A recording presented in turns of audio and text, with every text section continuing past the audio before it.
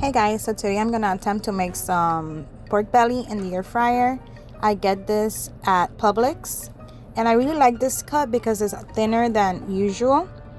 As always, to make chicharrones or pork belly, the only thing you do is put salt on it, whether you're gonna fry it or do whatever. It's only salt, how you season it.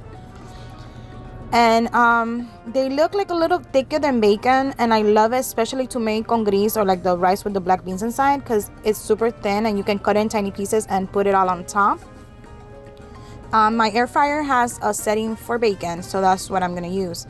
In previous videos I've said that pork is one of our main meats that we eat in Cuba, and the reason being, in Cuba it's illegal, or was illegal until last year, where they made a couple of reforms. It's illegal to kill your own cows and sell the meat or the milk.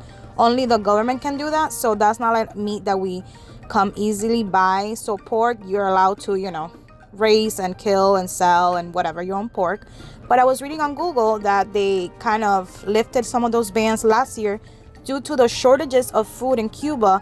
They were making it so that people can kill and sell cow meat and the milk.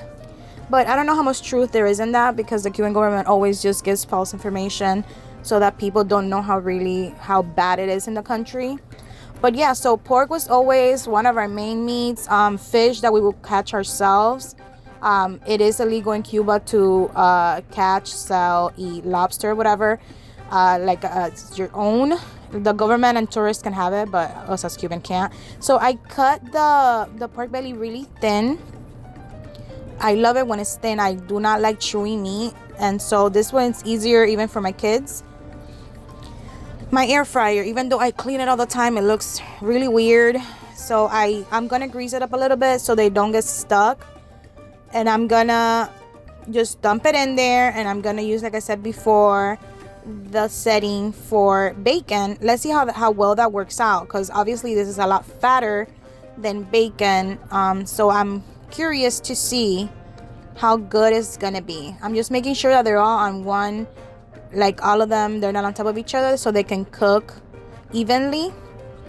But guys, I love, every time I go do my eyebrows, I'm right next to this beautiful Publix, and I always go and get this cut of meat. It's delicious.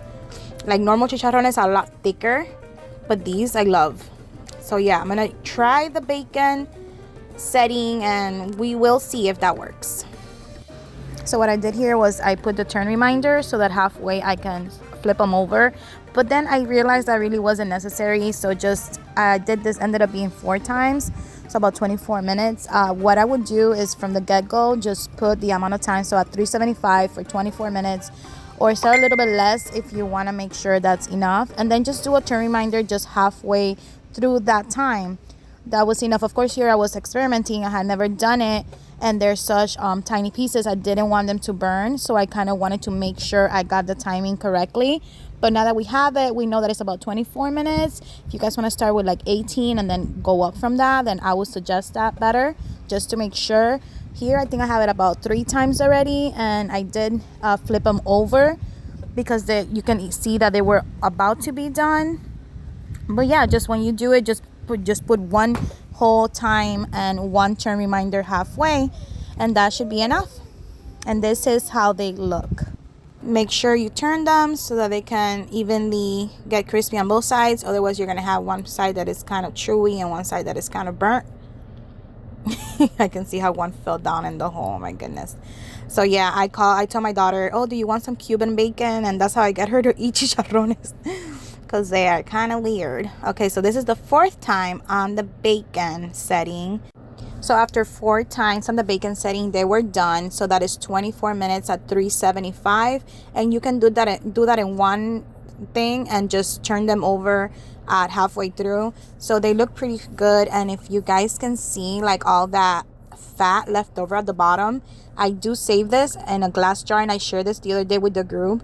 Best thing, look at that, guys. Look how much I put it in a glass jar and I save it, and it's such an awesome fat to cook with, and it's so flavorful. I completely love it. A lot of Cubans do this, but so this is how they look, and they are crunchy and they are crispy, but I do find them to be a little bit dry.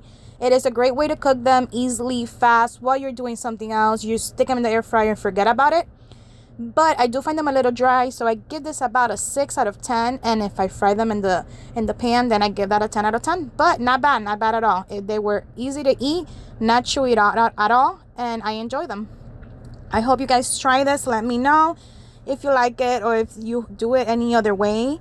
My daughter loved it. She loved the Cuban bacon, so I'm happy to share that with you guys. We will eat this with like rice and beans, sometimes with Cuban bread. So yeah, many ways to eat it. Thank you guys so much for listening. Bye bye.